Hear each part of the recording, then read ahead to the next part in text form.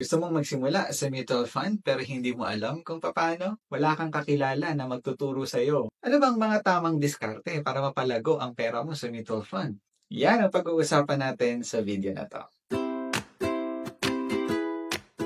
Hello everyone, I am Randy Epa, your financial coach in IMG and a proud member since 2013. Our mission is to help you create a solid financial foundation and build true wealth one step at a time.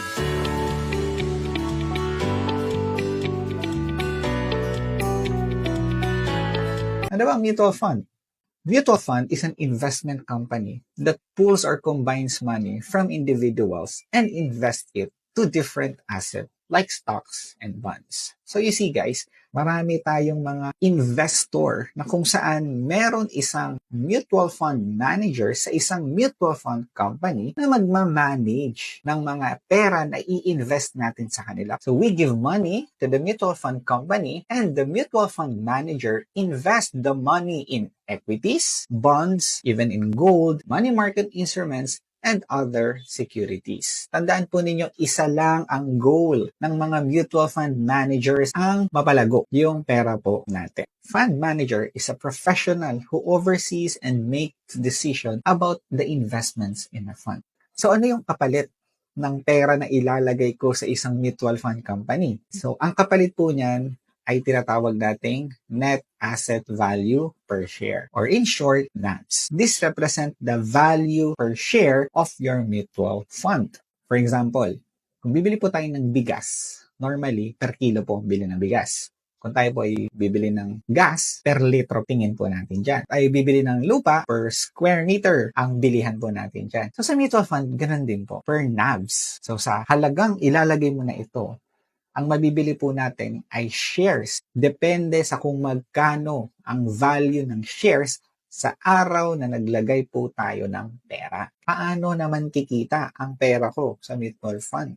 Meron po tayong tinatawag na price appreciation. Our money in mutual fund earns through NAVs, price appreciation. Nakikita po ninyo sa inyong screen ang isang example ng mutual fund na nag-start po noong 1995 sa halagang 1.1095 pesos per share. And throughout the years, as of July 12, 2019, nagkakahalaga po siya noon ng 39.9158 pesos per share. Mapapansin po ninyo, sa haba ng panahon, taas-baba yung presyo ng shares. Hindi po kasiguraduhan yung diretsong pag-angat ng presyo ng isang mutual fund. Ito po ay likas na tumataas at bumababa.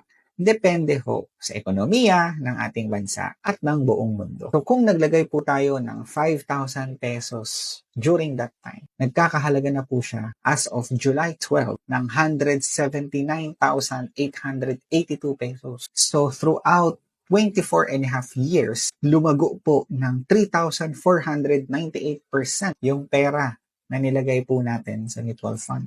And as of February 16, 2024, ang NAVs po ngayon ay 35.51. Kung kukumpitin po natin, nagkakahalaga na po siya ng 160,000 pesos. So you see, before pandemic, na July 12, 2019, hanggang ngayon, bumaba po yung amount. Diba? Pero napakalayo pa rin po niya kumpara sa nagsimula ka. So imagine na lang ho kung dinadagdagan pa po natin yung 5,000 na yan during that time. Magkano na kaya yung savings mo? Bakit maganda mag-invest sa mutual fund? Number 1, professional management. Ang fund manager po ay may isang good research management team na kung saan alam po nila kung paano pwedeng gawin para mapalago ang ating pondo. They do this as their full-time work. So ibig sabihin kung tayo po ay may trabaho, may mga full-time job na kailangan tutukan, pamilya na kailangan asikasuhin. Hindi ba't mas maganda kung ipagkatiwala na lang po natin sa kanila nang sa gayon ay matutukan po natin kung ano yung mas kailangan po nating gawin. Since mutual fund managers, together with his team, ay may malaking pera na pwedeng i-invest to a certain securities, they can demand to lower the charges. And because of this, they can take advantage of certain economic skills nang sa gayon ma-maximize yung pondo at tumaas po yung value ng ating mga shares. Sa halagang 1,000, kung yun lang ang kaya mong ilagay, yung pera mo na yun ay already invested to different securities katulad ng Jollibee, BPI, PLDT, San Miguel, Ayala, depende sa portfolio ng mutual fund na sisimulan mo. Pero ang maganda rito, yung risk ay more manageable. Kasi hindi naman po lahat yan sabay-sabay magsasara. Hindi po ba? Hindi naman ho yan sabay-sabay lahat malulugi. So, ang mutual fund company po ay nagpapatawag po ng board meeting or shareholders meeting every year. At sa kanya-kanyang mga website and even Facebook page, ini-inform po nila yung public kung ano na ang estado ng funds, saan naka-invest yung funds, kung saan ito ay nakapaloob sa isang fund fact sheets. Ang mutual fund din po ay may liquidity. Ibig sabihin, you can easily convert your shares into cash anytime. So sa mutual fund po, automatic, bibilhin na agad sa'yo ng mutual fund company if you wish to redeem your shares. Yung ibang mutual fund company, nag-charge po sila ng minimal na amount if ikaw ay magre-redeem within the holding period. So sa mutual fund, you can add anytime, even online, even nasa abroad po kayo. At ang minimum top up normally ay 1,000 pesos. Pero meron na as low as 20 pesos ay pwede kang makapag-top up. Kaya naman kahit anumang estado po natin sa buhay ay pwede kang makapag-start ng mutual fund. And lastly, number 7, net of tax. Kung magkano po yung amount na makikita po natin sa statement of account, yun na po iyon. Wala na pong ibabawas na mga withholding taxes. So yun po yung 7 benefit or advantages pag tayo po ay nag-start ng ating mutual fund. Ano ang mga iba't ibang klase ng mutual fund? Una is bond. Itong bonds ay isang type ng mutual fund na kung saan naka-invest siya sa mga fixed income securities. So kung gusto mo ng medyo stable at reasonabling growth ng iyong pondo na kung saan ay nag-range from 2% to 4% up to 6%, ito po yung ideal na mutual fund na pwede mong simulan. Nababagay po ito sa mga taong conservative na gusto lang po nilang i-preserve yung capital nila nang sa gayon ay hindi po matalo ng inflation. Ang sumunod naman na type of mutual fund is balanced fund. So itong funds na to ay kino-combine profitability ng equity at saka stability ng fixed income instrument. So kinombine po siya na kung saan nagre-resulta po ito sa moderate type of investment. Ideal po ito para sa mga taong merong medium-term time horizon na ang purpose is for capital growth. And finally, the stocks or equity funds. Ito naman yung type of mutual fund na kung saan naka-invest yung pera natin solely sa mga stocks and equities, which is prone to negative return. So ito po ay nababagay sa mga taong aggressive and willing to take risk for the sake of higher return. So ang goal po nito ay capital appreciation. Ideal po siya kung meron po tayong mga long-term goal. May pinag-iipunan ka something in the future. So this is the type of mutual fund where we could put our money in. Ligtas ba ang pera ko sa mutual fund? Yes, ligtas ang pera natin sa mutual fund kasi ganito po nag-flow ang mutual fund. So from different types of investor, mutual fund company pools the money and appoints a fund manager to manage the money investing to different kinds of securities. This will generate returns. At yung returns na yan ay magre-reflect back to the investor na kung saan makikita po natin yung price appreciation. At the same time, mutual fund is highly regulated by the Securities and Exchange Commission under the Investment Company and Acts and its rule. Ito po ay regularly audited by the external auditors, no? So hindi po internal ang auditor nila. At ang mutual fund company ay may mga board of directors, fund managers, and custodian assuring the integrity of the business. So in short po, hindi po basta-basta makukuha yung pera sa mutual fund dahil consist po ito ng iba't ibang mga department assuring the security of the funds. In fact, as per SEC guidelines, 10% of the fund will remain as cash, then 10% maximum per security. So hindi po pwedeng maglagay ng malaking pera sa isang kumpanya. 10% lang po of the total fund ang pwede nilang ilagay per security. And 10% po maximum for operating cost and 25% maximum to invest on real estate sector. So ito po ay regularly na tinitingnan at ina-audit ng Securities and Exchange Commission to assure the security and safetyness of the mutual fund company. So kung safe naman pala, what is the real risk? The real risk is when you enter mutual fund investing, number 1, without goals in mind. Pangalawa, without proper strategy. At pangatlo, without discipline. At kung idadagdag ko pa, the real risk in investing in mutual fund is when the market goes up and down and you are not participating. Kaya dapat i-apply agad natin yung matututunan natin. Ano ang dapat kong ihanda bago magsimula sa mutual fund? Meron akong i-share na 3 M. Una, mindset. Huwag tayong mag-i-invest sa isang bagay na hindi natin lubos naintindihan. Kaya dapat, hindi mawawala yung desire natin para continuously matuto. Ang mutual fund ay hindi isang get-rich-quick scheme. Kaya kailangan po natin ng commitment at disiplina sa pagpasok sa ganitong klaseng investment. Pangalawa is mission. Ano ang purpose ng iyong pag-i-invest? Ito ba ay para sa short-term goals, medium-term goals, or long-term goals? Ano ba yung mga short-term goals?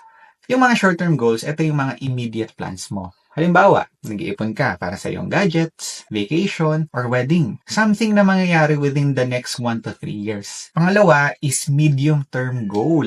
Ito naman yung mga goals po natin na maaring mangyari within 5 to 10 years. For example, house down payment, car purchases, or yung dream travel ninyo mag-asawa or pamilya. So kapag ito naman yung purpose bakit tayo papasok sa investment or sa mutual fund, maaari pong ilagay natin yung ating pera sa mga balanced fund. And finally, the long-term goal. Good example nito is yung pang-college ng mga anak mo. Lalo na kung 2 or 3 po yung mga anak natin, di ba? Retirement, long-term healthcare funds, pensions, or passive income. Para naman kayong 2 ni Mrs., no? Pwede na kayo mag-travel all around the globe at hindi kayo pabigat sa mga anak ninyo. Something that could really sustain you in the long term. So kung ganito ang purpose bakit ka mag-uumpisa sa mutual fund, then you could put your money sa mga equities kasi dito siya mas fit. At ang pangatlong M is money. So how much are you willing to invest on a monthly basis? Tandaan po natin ang mutual fund, wala po itong binding contract na kailangan may specific amount ka na ilalagay every month. You could put money whatever amount you want or whenever you want. But for you to reach your certain goals, dapat maging systematic ka sa paglalagay. Kaya napaka-importante nakadetermine na rin kung magkano yung amount na ilalagay mo. So, pwede ka maglagay ng 1,000 pesos per month or 2,000 pesos per month, pwedeng 5,000, 10,000 pesos, it's up to you. Pwede nga kahit 20 pesos lang araw-araw, di ba? But remember that consistent amount of investment over a long period of time will give you big result. This is due to the power of compound interest. So, to give you an example, makikita po natin sa screen. Halimbawa, naglalagay ka ng 1,000 pesos per month at nilagay mo ito sa 4% at saka 12%. So, makikita po natin, if you consistently put 1,000 pesos per month for 10 years, you will be able to save 147,000 sa 4% at 247,000 plus naman sa 12%. What if you could save 2,000 pesos per month and you put 20 years of commitment sa pag-iipon?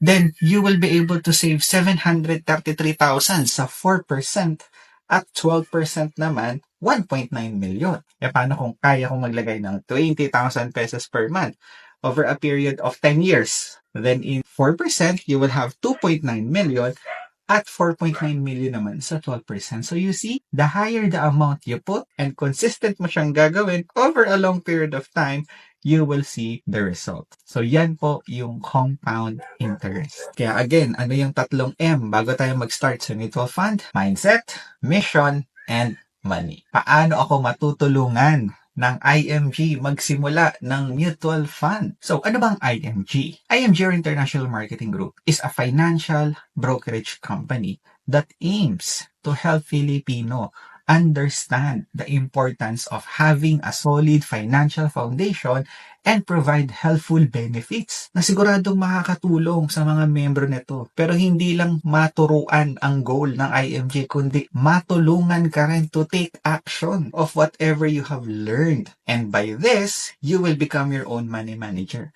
Kaya naman sa IMG, kapag nag-member ka, may access ka na rin sa mutual fund kasi part siya ng tinuturo. Pero hindi lang nga ituturo, kundi magagawa mo rin kung ano yung tinuturo at siguradong makakapag-start ka ng mga account mo at maabot yung mga financial goals mo. Sa tulong ng IMG, magkakaroon ka ng tinatawag na dashboard. So, doon mo makikita lahat ng mga benefits automatic na meron ka ng mutual fund account worth 1,000 pesos upon successful membership registration. At ang pinakamaganda niyan, sa tulong ng IMG, sa halagang 20 pesos, pwede ka nang mag-top up. Kahit anuman po background natin, I believe na lahat tayo, kayang-kaya natin mag-ipon at magtabi ng 20 pesos per day. Hindi po ba?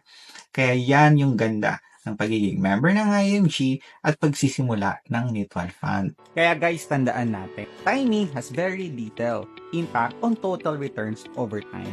It is the overall time in the market, not timing. That's the key to a successful long-term investing.